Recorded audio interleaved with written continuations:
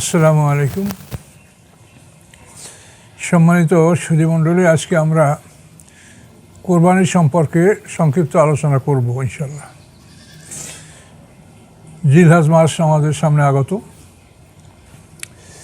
তো এই কোরবানির সময় জিলহজ মাসের 10 তারিখ ঈদের নামাজ আদায় করার পরে কোরবানির সময় শুরু হবে।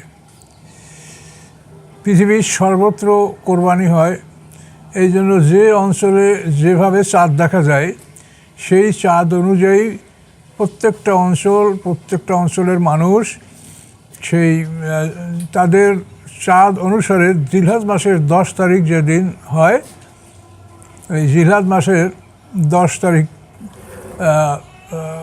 ঈদের নামাজের পরে, ঈদের নামাজের আগে কোরবানি করা বৈধ নয়।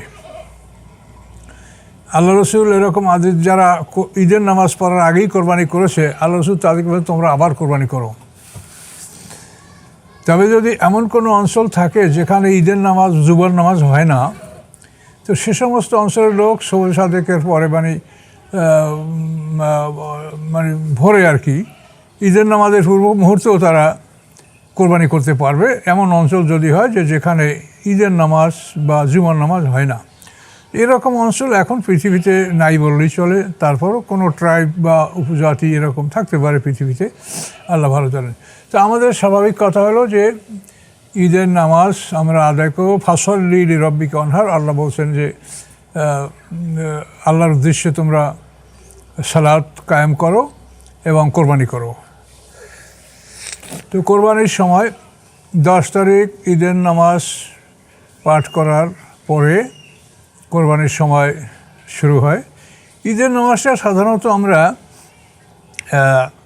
সূর্যোদয়ের পরে, যদি আমরা আমাদের চোখের দৃষ্টিতে মনে হয় যে সূর্যটা 12 হাত উপরে উঠেছে, কেতাবের ভাষায় এক বল্লম পরিমাণ, তো বল্লমের যে হাতলটা ওটা সাধারণত 12 হাত পর্যন্ত লম্বা হয়। তো চোখের দৃষ্টিতে যখন একটা মানুষ দেখবে যে সূর্যটা অন্তত 12 হাত উপরে উঠেছে, তখন ঈদের নামাজ পড়ার প্রকৃত সময়, এবং এটা দ্বীপ্রহরের আগ পর্যন্ত পড়তে পারবে। তো এভাবে ঈদের নামাজের পরে আমাদের কোরবানি এমন একটা বিধান যেটা আদম আলাইহিস সালামের যুগেও চালু ছিল। তো আগে আমরা কোরবানির সময়টা বলে শেষ করি। তো আপনার 10 তারিখের কোরবানি ঈদের নামাজের পর থেকে আমাদের কোরবানির অক্ত শুরু হয়। এরপরে জিলহজ মাসের 10 তারিখ, 11, 12 তারিখের সূর্যাস্ত পর্যন্ত এই কোরবানির সময়, এই 3টা দিন, এই 3 দিনে এই সময়ের মধ্যে দিবা রাত্রি যে কোনো সময় কোরবানি করা বৈধ। এটা হলো সময়। এই 12 তারিখ সূর্যাস্তের মধ্যে যদি কোরবানি সম্পন্ন না করা হয়, তাহলে কোরবানি তার জিম্মায় থেকে গেল। 13 তারিখ বা তারপরে কোরবানি করলে এই গোশত তো আর খাওয়ার যোগ্য থাকবে না, এটা সম্পূর্ণ এতে মিসকিনকে দান করে দিতে হবে। কোরবানির এই দিনগুলি হচ্ছে আল্লাহর পক্ষ থেকে দাওয়াত। এই কোরবানি পূর্ববর্তী উম্মতের উপরে এটা খাওয়া বৈধ ছিল না। কোরবানি ছিল কিন্তু গোশত খাওয়া বৈধ ছিল না। কোরবানির বস্তুটা একটা উঁচু স্থানে রাখা হতো, এবং যদি কবুল হয় তো আকাশ থেকে আগুন নেমে এসে এই কোরবানিটা খেয়ে ফেলতো। আর যদি কবুল না হয় তো ওই কোরবানি ওখানেই থাকতো। হয়তো পশু পাখি, হিংস্র প্রাণী যার ভাগ্যে আছে সে ওটাকে খেয়ে ফেলতো, কিন্তু কোরবানি কবুল হয় নাই এটা বোঝা যেত যদি আকাশ থেকে আগুন না নামতো। এটা কোরআনেও বলা আছে, ইয়াতিনা বে কোরবানেন তাকুলুহুন নার। মুশরিকরা দাবি করছে যে আমাদের জন্য এমন কোরবানি নিয়ে আসা হোক যে কোরবানি আগুনে খেয়ে ফেলে। তখন আল্লাহ তার জবাব দিয়েছেন যে এই কোরবানি নিয়ে যারা আসছিল, তোমরা তাদের সাথে কি ব্যবহার করেছো? তাদের কথা কি মেনেছ? সেই নবী রাসূলদের কথা কি তোমরা শুনেছ? কাজে এটা দাবি হলো তোমাদের এটা অযৌক্তিক দাবি। তো এই কোরবানি আদম আলাইহিস সালামের 2 সন্তান হাবিল এবং কাবিল কোরবানি করে, যেটা কোরআনের 6ষ্ঠ পারায় উল্লেখ আছে। তো সে সময় কোরবানি খাওয়ার বিধান ছিল না এবং জবে করারও প্রয়োজন ছিল না। ওটা পশুটা জানতো, অথবা অন্য পশু ছাড়াও অন্য কিছু কোরবানি করা বৈধ ছিল। সেটা উঁচু স্থানে রাখলে কবুল হলে আল্লাহর পক্ষ থেকে আকাশ থেকে আগুন নেমে কোরবানিটা খেয়ে ফেলতো, আর কবুল না হলে ওটা অভাবে পড়ে থাকতো। এরপরে ইব্রাহিম আলাইহিস সালাম পশু জবে করেছেন আল্লাহর হুকুমে।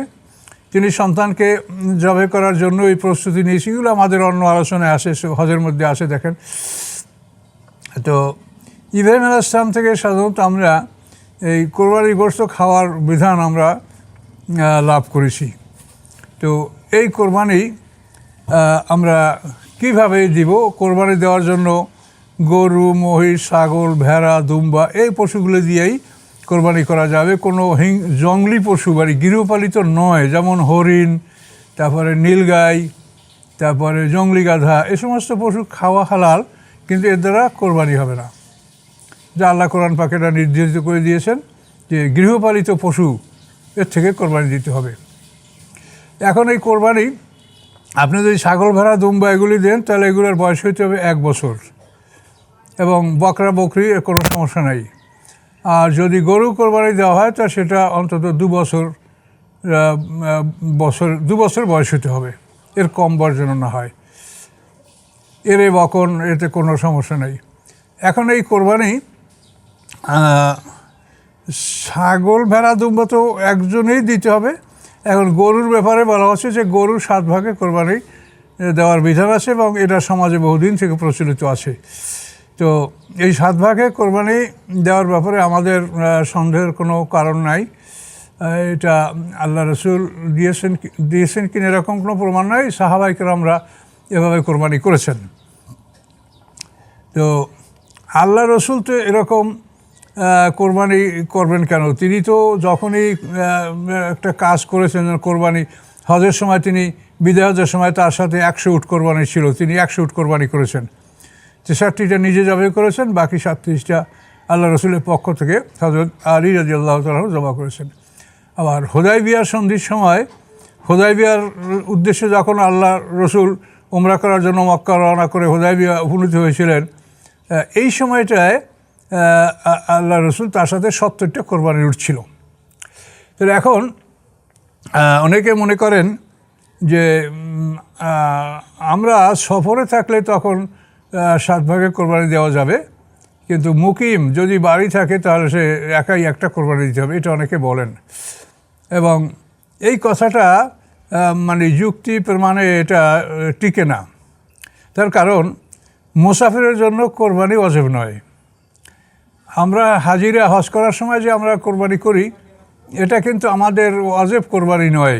এই কোরবানিটা হলো কিরান এবং তামাত্তু, এই দুইটার যে কোনো একটা নিয়াত করার কারণে, যেহেতু এই দুইটার মধ্যে কিরান তামাত্তু, এখানে হজ আর উমরা একসঙ্গে নিয়াত করা হচ্ছে, এই জন্য এই কোরবানির বিধান রাখা হয়েছে, ক্ষতিপূরণ। এবং কোরবানি না দিতে পারলে 3টা রোজা হজের মধ্যে, 7টা রোজা হজের পরে, এটা সব কোরআনে উল্লেখ আছে। মানে সিয়াম ও সালাসাতা আইয়ামিন ফিল হজ আর সাবাতিন ইযা রাজাতুম, এগুলো সবই কোরআনে বলা আছে। তো এখন মুসাফিরের জন্য কোরবানি ওয়াজিব না। এই জন্য আমরা হজে যে কোরবানি করি, এটা হলো দমে শুকুর বা আমাদের মানে ক্ষতিপূরণ, যেহেতু আমরা উমরা এবং হজ দুটোর একসঙ্গে নিয়াত করেছি, এটার জন্য। তো মুসাফিরের উপরে কোরবানি ওয়াজিব না। কাজেই মুসাফির কোরবানি করলে তারা 7 ভাগে করতে পারবে, এ কথা তো বৈধ না। মুসাফির তো কোরবানি ওয়াজিব না। তারপরে আল্লাহ রসুলের জীবনে যদি এটা দেখতে যান, এটা তো কোনো রকম প্রমাণ হবে না, যেহেতু আল্লাহ রসুল তো ভাগে কোরবানি করার প্রশ্নই আসে না। এবং আল্লাহ রসুল কোনোদিন হজের মৌসুমে সফর করেন নেই। তার কারণ জিলকাজ, জিলহজ, মুহররম, এই 3 মাস তো হারাম। এরপরে আর এক মাস হারাম, সেটা হলো রজব। তো জিলকাজ, জিলহজ, মুহররম আর রজব, এই 4 মাস হলো মুহররম মাস, যেটা আল্লাহ তাআলা পৃথিবীর সৃষ্টি করার দিনই এই 4টা মাস হারাম ঘোষণা করছেন, এটা কোরআনে বলা আছে। তো এই জন্য আল্লাহর রসুল কখনোই জিলহজ মাসে সফর করেন নাই। কিন্তু হুদায়বিয়ার ব্যাপারে মানে ওই সময় যে আল্লাহ রসুল উমরা করার জন্য মক্কার উদ্দেশ্যে রওনা করেছিলেন, হুদায়বিয়া প্রান্তরে তিনি বাধাগ্রস্ত হন, এবং ওই সময় আল্লাহ রসুল জিলকাদ মাসে সফরটা শুরু করেছিলেন মক্কার উদ্দেশ্যে, উমরা করার উদ্দেশ্যে। কিন্তু ওখান থেকে ফেরার পথে আল্লাহ রসুল জিলহজ মাসে পথে ছিলেন, এবং জিলহজ মাসের কিছু অংশটা পথে কাটিছে, এবং বাকি অংশটা জিলহজ মাসের মদিনায় পার হয়েছে। এরপরই মুহররম মাসে আল্লাহ রসুল খয়বরের যুদ্ধ করেছেন। তো এখানে আবার প্রশ্ন যে মুহররম মাসে, তার কারণ এই মুহররম মাসেই খয়বরের লোকেরা মুসলমানদের উপরে আক্রমণ করেছিল, এবং মুসলমানদের অন্তত একজন মুসলমান তারা শহীদ করেছিল। তো এইটার প্রতিশ্রুতি, যেহেতু এটা কোরআনে বলা আছে যে ওরা যদি মুহররম মাসে যুদ্ধ করে তা তোমরাও করতে পারবে, এই জন্য কিন্তু মুহররম মাসে আল্লাহ রাসূল এই খায়বারের অভিযান পরিচালনা করেছিলেন। এই বিষয়গুলি আপনি সবই কোরআন থেকে পাবেন, এগুলি সব কোরআনে আছে। তাহলে এখন কোরবানির বিধান হলো যে গরু আপনি একা দিতে পারবেন, দুজন মিলে দিতে পারবেন, তিনজনে দিতে পারবেন, চারজনে পারবেন, পাঁচজনেও মিলে দিতে পারবেন, ছয়জনে পাবেন, সাতজন সর্বোপরি। সাতজন আর বেশি আপনারা একটা গরুতে ভাগ হতে অংশীদার হতে পারবেন না। তো এখন এখানে শর্তটা হলো যে সাতজন মানুষ যদি একই রকমের ইমানদার মোত্তাকিন হয় তো প্রত্যেকেই একটা গোটা গরুর সওয়াব পাবে। আর যদি কেউ মোত্তাকি না হয় বা ইমানের আমলের ত্রুটি থাকে, তো এর জন্য যদি একজনের কোরবানি নষ্ট হয় ভাগীদের মধ্যে, তো সাতজনের কোরবানি নষ্ট হয়ে যাবে। এই জন্য ভাগে কোরবানি দেওয়াটার ব্যাপারে খুবই সতর্ক হতে হবে যে আপনি সাতজন না হয় দুজন তিনজনে মিলেও একটা দিতে পারেন, কিন্তু এই মানুষগুলি এমন হতে হবে যে মানুষগুলির প্রতি আপনার আস্থা এবং বিশ্বাস যে তারা ইমানদার মোত্তাকিন এবং সমস্যা নাই, এরকম লোক মিলিয়ে আপনাদেরকে কোরবানি দিতে হবে। আর এগুলি যদি না দেখে শুধু আপনারা ওই মানুষ দেখেন যে কোথায় ভাগি পাওয়া যায়, কোথায় ভাগ খুঁজে খুঁজে ভাগি মিলে আপনারা বেনামাজি নামাজি সব মিলে একাকার করে আপনারা কোরবানি দিবেন, এটা হবে না। এ কোরবানি আপনাদের সবারই বরবাদ হবে। কোরবানি একটা বিরাট সওয়াবের ব্যাপার। আমরা তাফসীর পড়ে আপনারাও দেখতে পাবেন যে ইব্রাহিম আলাইহিস সালাম যখন আগুন থেকে বেরিয়ে আসছিলেন, তিনি তো নমরুদের আদেশ, নমরুদই বলছিলেন তুমি যদি পারো তো ওখান থেকে বেরিয়ে আসো। ইব্রাহিম আলাইহিস সালাম বেরিয়ে আসছিলেন, তখন নমরুদ বলছিল নেমার রব্ব রব্ব ইব্রাহিম, যে ইব্রাহিমের রবই হচ্ছে উত্তম রব।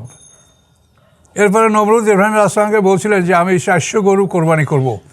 ইব্রাহিম আলাইহিস সালাম বললেন যে আপনি যদি আপনার এই দিন ত্যাগ না করেন তা আপনার এই কোরবানি আল্লাহ কবুল করবে না।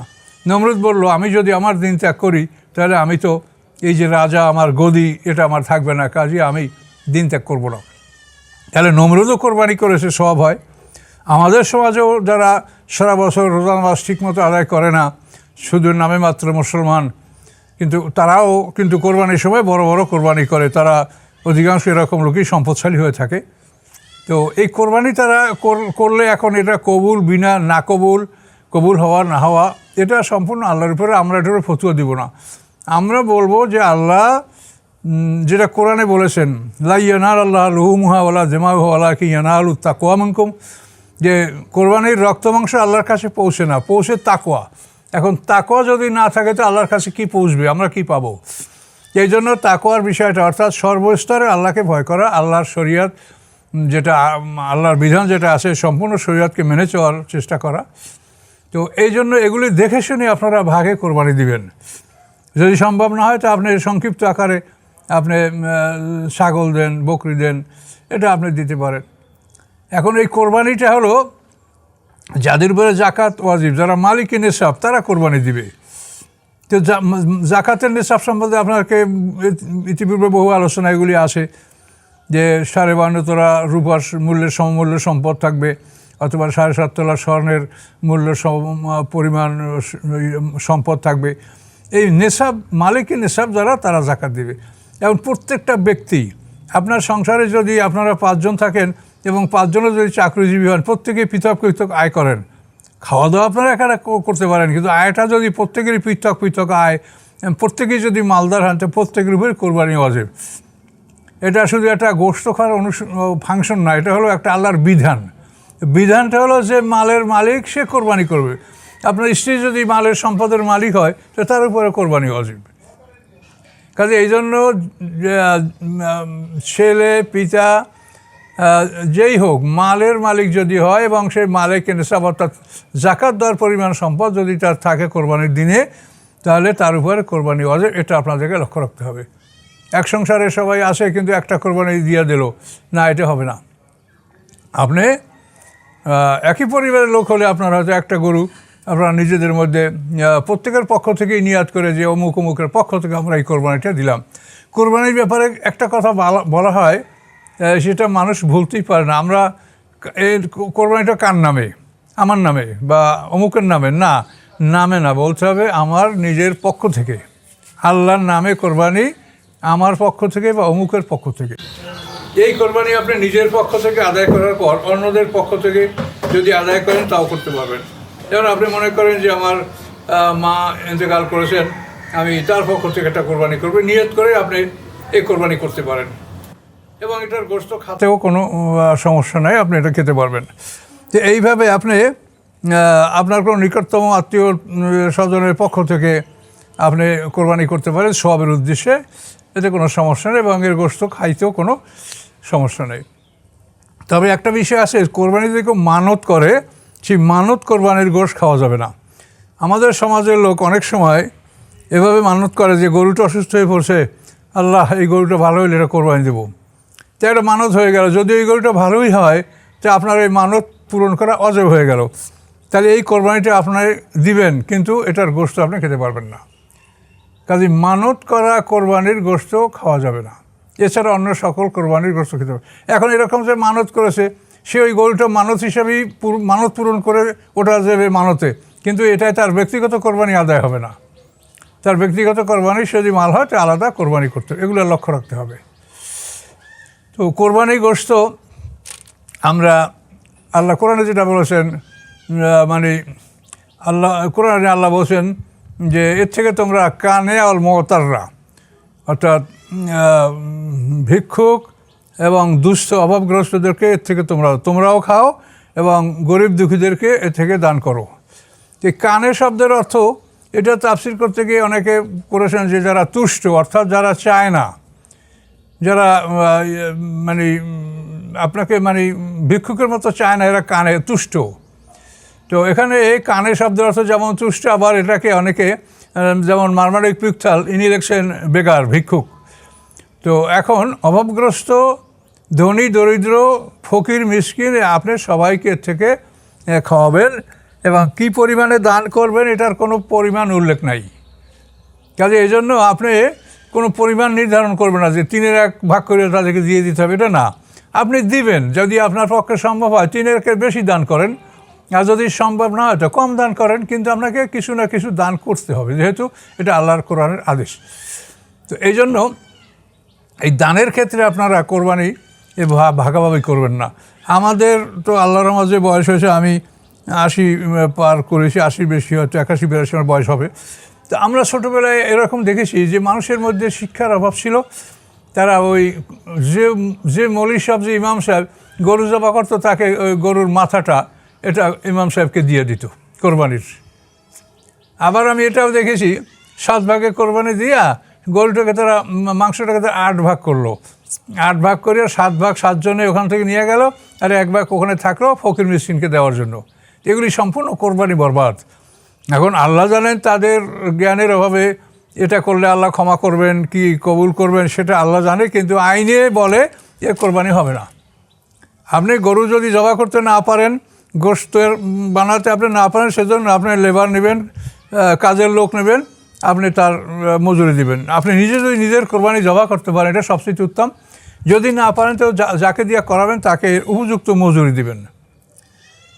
কাজেই এই কোরবানির পশুর গোশত থেকে আপনি কাউকে কোনো মজুরি দিলে তাহলে আপনার কোরবানি বরবাদ হয়ে যাবে। এই জন্য উপযুক্ত মজুরি দেবেন। এরপর তাদেরকে গোশত দান করা সেটা হলো আলাদা ব্যাপার, সেটা আপনার এবং তার উভয়েরই মন থাকতে হবে। যে কাজ করবে সেও মনে করবে যে আমি কাজের বিনিময়ে মজুরি পাবো, গোশত না। আর আপনিও তাকে মজুরি, এর পরেও যদি আপনি গোশত দিতে চান সেটা আল্লাহর রাস্তায় সেটা আপনি দিতে পারেন, সেটাও নিষেধ না, তবে এ ব্যাপারে সতর্ক হতে হবে। তো এভাবে কোরবানির বিষয়গুলি আমাদের জানতে হবে এবং এভাবে সতর্কতার সহিত এই কাজ আমাদের করতে হবে। সম্মানিত শুধু পশুর ব্যাপারে একটা জিনিস লক্ষ্য রাখতে হবে যে অতি দুর্বল পশু দ্বারা কোরবানি হবে না। আল্লাহ রাসূল বলছেন সাম্মিনু দয়াকুম ফাইন্না আলা সিরাতে মাতায়াকুম। তো এই পশুকে তোমরা মোটা দাদা পশু দেখে তোমরা কোরবানি করবে এবং এটা তোমাদের জন্য পরকালে বাহন হিসাবে হতে পারে, এটা এভাবে বলা আছে আল্লাহ রাসূলের হাদিসে। এবং এটার শরীয়তের মাসলা হলো যে পশু যদি এত দুর্বল হয় যে তার হাড্ডির মধ্যে যে একটা মজ্জা থাকে, হাড়ের মজ্জা, এইটা হাড্ডি কাটলে যদি মজ্জাটা দেখা যায় যে পানির মতো বের হয়ে যাচ্ছে, ওর মধ্যে মানে শক্ত মজ্জা নাই, তাহলে এটাকে বলে আজভা আরবিতে। তো এ ধরনের পশু দ্বারা কোরবানি হবে না। কাজে এটাকে লক্ষ্য রাখতে হবে, পশু হতে হবে সুন্দর এবং ত্রুটিমুক্ত, যেমন লেজ কাটা, কান কাটা, অধিকাংশ দাঁত নাই বা চোখে দেখে না, এই ধরনের পশু দ্বারা কোরবানি হবে না। দেখেন, দাঁত তো মানুষ খায় না, কিন্তু তারপর অধিকাংশ দাঁত না থাকলে সে পশু দ্বারা কোরবানি হবে না। কাজে এই জন্য পশুর ক্ষেত্রেও আপনি মানে সুন্দর পশু, নিখুঁত, যার কোনো ত্রুটি নাই, এমন পশু দ্বারা আপনি কোরবানি করবেন। তারপরে যদি এমন কিছু হয় যে একটা লেজে একটু সম্ভাবনা আসে, তো এটা সাধারণত লেজে যদি 3 ভাগের 2 ভাগের বেশি থাকতে হবে, 3 ভাগের 2 ভাগ, এর চাইতে আরও বেশি, অর্থাৎ 4 ভাগের 3 ভাগ অন্তত থাকতে হবে লেজ। দাঁতও এরকম অধিকাংশ দাঁত থাকতে হবে। তো এইরকম দাঁত এবং লেজ, এই লেজ কাটা হলে সামান্য কাটা থাকলে সমস্যা নাই, কিন্তু অধিক পরিমাণে 3 ভাগের 1 ভাগের চাইতেও যদি বেশি লেজ কাটা হয়, তাহলে তার দ্বারা কোরবানি হবে না। তবে এগুলির ব্যাপারে সতর্কতা অবলম্বন করে আপনি 3 ভাগের 1 ভাগের চাইতেও আরও বেশি যাতে লেজ আসে, এটা যদি প্রমাণ হয়, তা কোরবানি এটা হতে পারবে। এভাবে আপনি নিখুঁত পশু দ্বারা কোরবানি দেওয়ার কথা চিন্তা করবেন।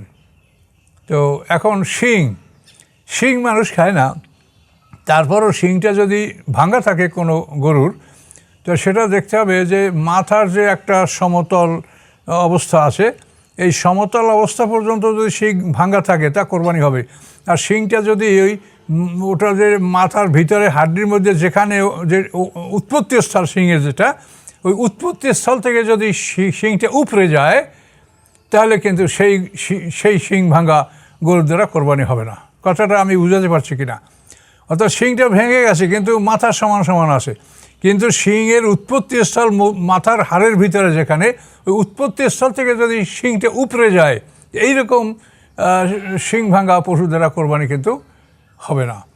কাজে এই সমস্ত ব্যাপারে এবং গরুর চক্ষুগুলি ঠিক আছে কিনা, এটার জন্য কেতাবের বিধান দেওয়া আছে যে 2টা চোখের একটা ভালো, একটা যদি ত্রুটিপূর্ণ হয়, তাহলে যে চক্ষুটা ভালো আপনি সেই চক্ষুটা খোলা রেখে আর খারাপ চক্ষুটা বন্ধ রেখে আপনি তার খাবার দেন।